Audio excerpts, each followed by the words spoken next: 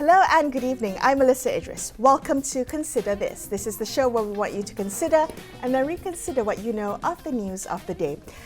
Dengue is still listed as a neglected tropical disease, and despite an estimated 400 million infections each year, there is no specific treatment for dengue and severe dengue. So far, the only strategy adopted to reduce the burden of dengue is vector control. So in order to accelerate development of a treatment, the Drugs for Neglected Diseases initiative recently formed the Global Dengue Alliance with several institutions in dengue-endemic countries, including Malaysia's Ministry of Health. Now, the mission of this alliance is to accelerate R&D on dengue therapeutics and to deliver a new treatment for dengue within 5 years. Joining me on the show to discuss this further is Jean-Michel Piedagnel. He's the Director of Southeast Asia at the Drugs for Neglected Diseases Initiative, better known as DNDI. Jean-Michel, thank you for joining me on the show today. Tell us a little bit about the Global Dengue Alliance and what it was formed for. Why was there a need for it? So I think what's important to see is that so far most of the research on dengue has been led by non-endemic countries. It's been led by research institutes, mostly located in let's call it the global north.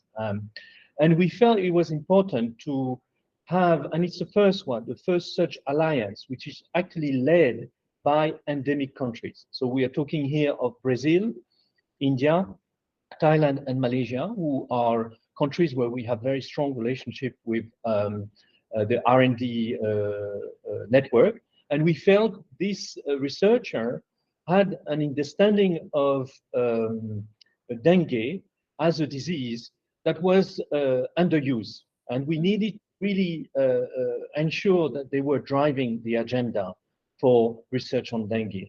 And that's why we felt this alliance was needed, is useful, and we created it. And in fact, we had a lot of support from the 4 countries in creating this initiative.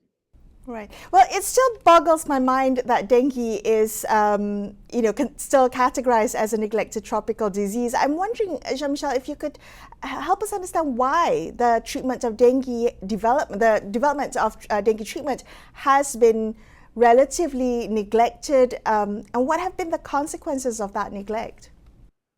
So the main model for drug development today is what we call big pharma. So the big pharmaceutical companies, and most of these, all of these big pharmaceutical companies are located in higher income countries that do not have dengue or did not have a high burden of dengue. And therefore, this is where the neglect is coming. Neglected tropical diseases are usually diseases that affect many people, but they all come from, let's say, low and middle income countries, and before were considered as not worthy, if you want, aiming at the tourism market. It's aiming at people from high-income countries traveling to endemic countries. So this is why dengue is considered as a neglected tropical disease, because the amount of R&D to find a treatment was very limited until today. All right. So when we think about what the Global Alliance can achieve, what do you foresee as some of the main challenges in the current strategies of dengue management, and what the Alliance is hoping to overcome? Yeah, there will be, the first thing we have to understand is there will be no magic bullet when it comes to dengue. We need vaccines. We need vector control, we need prevention, and we also need treatment. So we have some vaccines coming up, which are excellent. We are actually working and talking a lot with the company producing those vaccines. They have encouraged us to develop this alliance because they also see the need for treatment. And I think vector control, I live in Malaysia, so obviously I'm aware of the mosquito problem, and we still have to fight. I still see it every day in my home, at my friend's home, where you have this stagnant water, which nobody cares about. And unfortunately, that's really where mosquitoes can develop. In fact, there are many areas of the countryside or the forest in Malaysia where people are surprised there are no mosquitoes. But there are no mosquitoes because there is no water. And usually, many times, humans bring that water, which allow for the mosquito to develop. This is why dengue is also a very big urban problem. It's not just actually a countryside or jungle problem. It is also a major urban problem because of human. So vector control will remain important. Vaccines, excellent tool, but they have their own limitation. And so we need treatment. And so far we have nothing. Right. Okay, so we need all the weapons we have in this arsenal to fight dengue, from vector control, vaccines, and also therapeutics. Can I ask you? That reminds me of COVID-19. You have to have multiple weapons used to fight against COVID-19. Are there public health lessons that we can take from the pandemic that we can apply in this scenario of creating more weapons to use against dengue? So the idea of the alliance came from two experiences. The one was the work we did here in Malaysia with the Ministry of Health to develop a treatment for hepatitis C, where the leadership of the Ministry of Health was very inspiring. And this is something we wanted to replicate in the Dengue Alliance, endemic countries leading rather than us.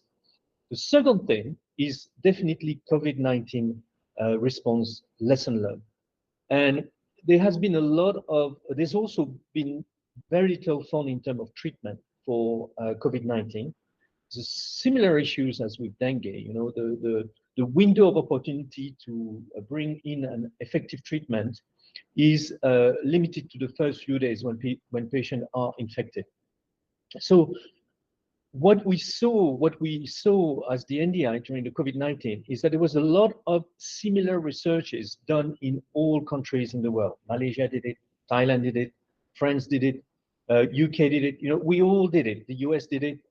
Everyone did it, but there was not enough collaboration. One of the things that is very crucial in terms of drug development is sharing data, the availability of data. You learn from that data.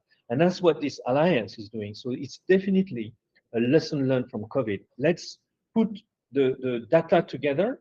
We will go faster. And that's the first lesson we've learned from COVID-19. The other thing we have learned from COVID-19 is for dengue, we will probably have to change the way people seek treatment. People think about treatment for dengue, as we did with COVID-19. So the rapid test, the self-testing that we all did for COVID-19, is probably something we will have to do and replicate for dengue. I have a fever, I self-test myself. If it's dengue, I rush to seek treatment. This is going to mean a lot of investment in kind of a public health message, and we also need to have to find the diagnostics, affordable diagnostic that everyone can buy and use. Wonderful. Thank you so much for speaking with me. Jean-Michel Piedagnel from Southeast Asia, from the Drugs at Neglected Diseases Initiative, DNDI. We're going to take a quick break here on Consider This. We'll be back with more. Stay tuned.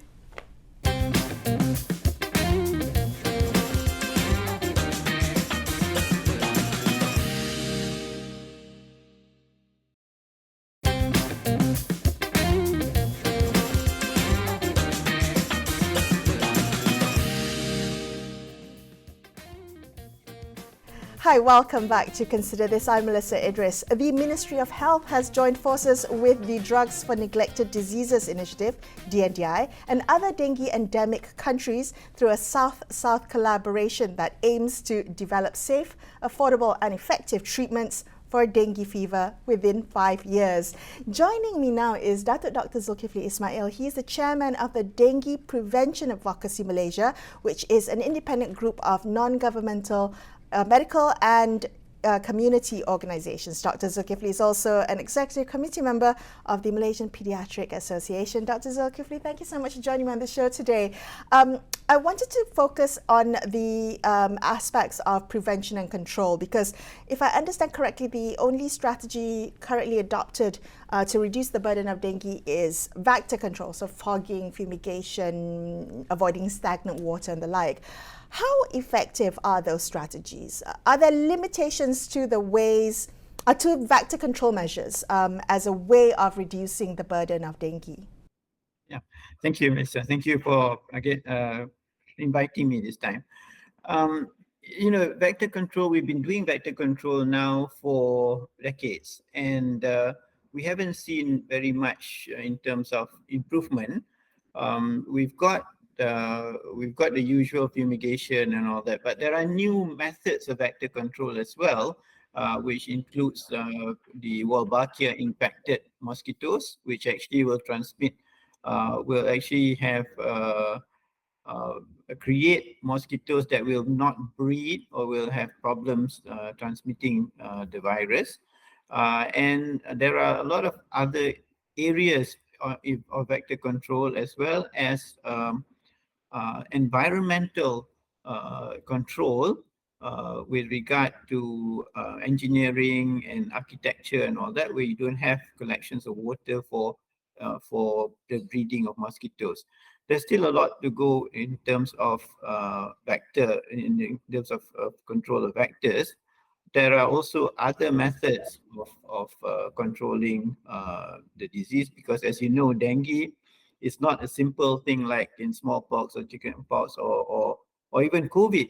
It's just one person, it's just the virus and the person involved. But here we have the intermediate vector, which we also need to control. So it's vector plus virus plus environment plus people's attitudes. What do you mean by people's attitudes, Doctor? Well, we've been talking about breeding places. We've been talking about collections of water and all that. That has gone into, people have heard it through one ear and goes out the other ear, and they actually they don't practice it. So what we need is for people to be more committed and actually to take that responsibility that these areas are theirs, and they have to actually make sure that these areas are dengue free. Okay, can I ask you about other areas of prevention and diagnosis of the disease? When we think about COVID-19, we had the masks to protect us. We had personal hygiene, social distancing. We also had vaccines, and now we have therapeutics for it. What about dengue? Does dengue have rapid tests like COVID? Does it have ease of diagnosis the way that we have come to learn with COVID? Are there avenues to on this front that might increase the way how quickly dengue is diagnosed? Yes, we have rapid tests which are available, and this is to detect the NS1 antigen. And also to detect the antibodies of both IgM and IgG, which will tell you where exactly in the disease process you are at the moment. So if you've got an infection that's recent, then we know that the NS1 will be positive. The main research now with regard to these testing methods is to make this NS1 testing more sensitive and to detect it earlier. So at the moment, we can detect it in the first 4 days of fever already. The issue here is with trying to get doctors to use these tests and get it into every clinic in town or every clinic in the country, both private and government clinics, so that we can make a diagnosis early and we can start treatment early and we can look for the signs early. The thing about dengue prevention and dengue control is not about trying to reduce the disease and all that. It's also trying to reduce mortality and severity. So people will get infected, but the thing is we have to detect it early, start treatment early. We don't have a specific medicine or drug for it. But if you manage the fluids well, you monitor the patients well, these patients will survive. And the aim is actually to get that mortality to zero by 2030. Well, That's the aim. So early detection and access to proper medical care will greatly lower fatality rates of severe dengue. Doctor, what are the barriers or the challenges in getting that early detection test or diagnosis test to more clinics, more primary care providers? What's holding that effort back? yeah, I think one is we have to make sure that every doctor knows that these kits are available. Number two is we have to make sure that the kits are available in large enough numbers to be distributed to all these clinics. And with the volume available, the cost should actually come down. So we're hoping that, you know, the companies will also consider this, and this is something that is for the good of the nation.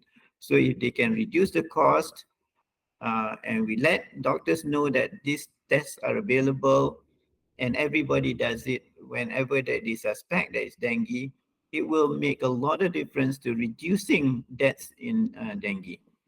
Can patients ask for this kit for them to be tested if they present with dengue symptoms? Of course. I mean, they should ask the doctor, doctor, is it possible that this is dengue? That will click something in the doctor, and you know, hopefully he'll do the test. Yeah, and it's so simple. The test is so simple. You can have it ready in half an hour or so. Excellent. Thank you so much for speaking to me. That was Datuk Dr Zulkifli Ismail, Chairman of Dengue Prevention Advocacy Malaysia. We're going to take another quick break here. Consider this. We'll be back with more. Stay tuned.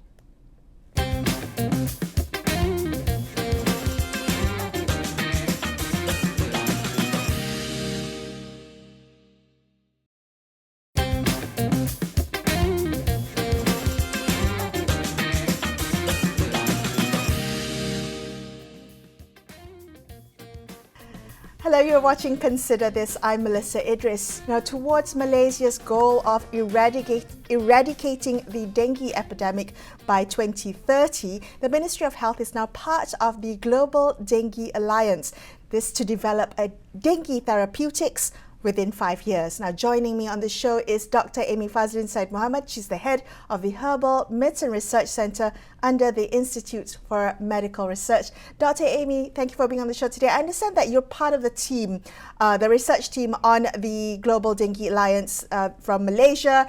Can you tell me a little bit about Malaysia's role in the Global Alliance? What benefits do you see in this approach in terms of offering ways to address the disease? Okay. Currently, this Dengue Alliance is a South-to-South cooperation, and this is formed by the Drugs for Neglected Diseases Initiative, the NDI, Malaysia, Thailand, India, and Brazil. And if you look at the 4 countries, we are the countries that actually face the dengue diseases. So the essence of this project is to repurpose the drugs that is already in use for, they are used for different indication, for different disease. But as this already has data, safety data, so we need to only look at the efficacy or how good it is as anti-dengue. One is as anti-dengue. So what we do in our in IMAR is to test these drugs in vitro. So this is to test it on cells, and then if it shows the antiviral study, then we go into the clinical study. So that's one part, and the other part is also an efficacy on what we call the host-directed therapy. So this is where we actually looked at the immune system. So targeting the drugs that targets the immune system of certain parts of it. As we know with dengue, some will get simple fever, joint pains, and some will bleed, go into organ failure. So this is where we wanted to look for the what pathway can we stop that protects, because like it's really weird that what initially protects the body now attacks its own body. So this is what is important.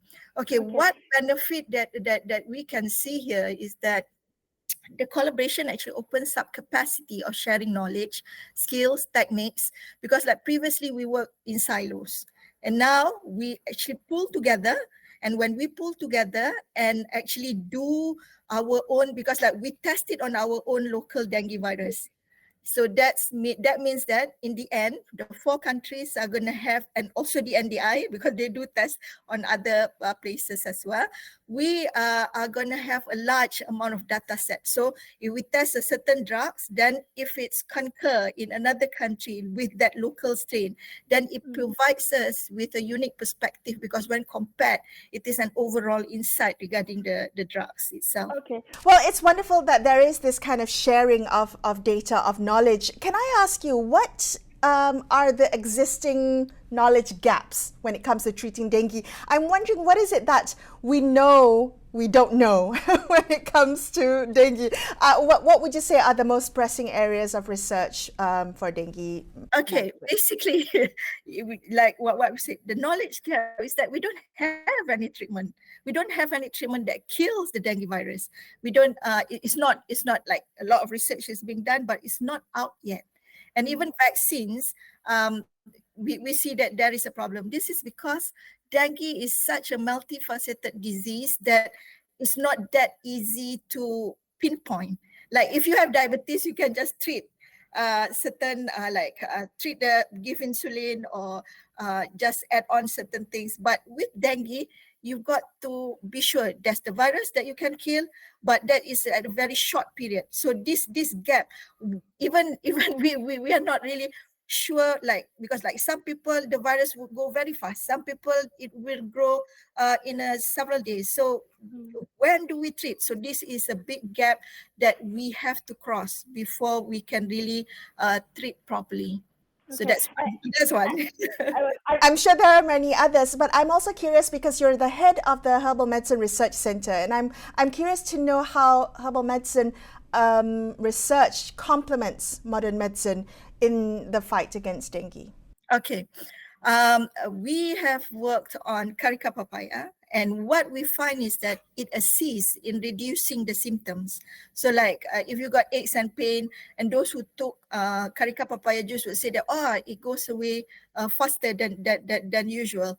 And also we do know that herbs are known to actually improve immune system, and this is what we call immunomodulation. But again, this is something that we have to ensure how these herbs actually provides this immunomodulation as well. So it is across the herbs actually, but there are some that is much better than that. So this is one way, because like if you are just taking herbs and if it is safe and things like that, so it helps a lot, because it can just be taken as food as well if it's within the right dose. Okay. So given where we're at with all the research into therapeutics, what are the barriers to moving forward? I'm wondering the challenges when it comes to developing effective and affordable and accessible treatments for dengue. Are there ways to recognize the challenges and overcome them? Okay, I'll go for the broad one first. It's the cost. The cost of the R&D. This is especially in therapeutic development. So I think we need to have this support, because like sometimes in research, when you try 1, 2, 3, and one might work, second might not work, third might work a bit more. So you need to ensure that even though it's a negative result, it's still a result. And then you cannot just say that it is a failure. And like sometimes what happens is that the cost would be taken off because you didn't actually get to where you wanted. We have to remember Alexander Graham Bell did a lot before he found what he needed to find. So I think this is what we needed, the cost and the support. And also the fact that we tend to we needed the staying power to follow through and finishing it, because like if it's just flavor of the month, because like as we know, this is the current problem, like you cannot just do that, because dengue has been there for a while. It's similar to COVID, but COVID found certain things. And it was done in such a spectacular shorter time. And we need this with dengue. And I think this is what I would pick as the biggest challenge. Okay, so the Global Dengue Alliance wants to come up with therapeutics within 5 years. Is that a realistic timeline based on how far along we are with the R&D? Okay. Basically, because like usually with repurposing of the drugs, we already have certain data. And I've already mentioned before, we only need the efficacy data in the preclinical side before we embark on the clinical part. So in order to get there, the clinical side has got, even because we have those data and it has been used in human, so we can actually go into phase 2. Then we don't have to do the phase 1 anymore, because it has been used, it has been done, unless we are going to use a different dose. But I don't think we would do it. It's a realistic time. And it's just that we have to ensure that we find a good one. Excellent. Dr. Amy Fazlin from the Institute for Medical Research there, wrapping up this episode of Consider This. I'm Melisa Idris, signing off for the evening. Thank you so much for watching, and good night.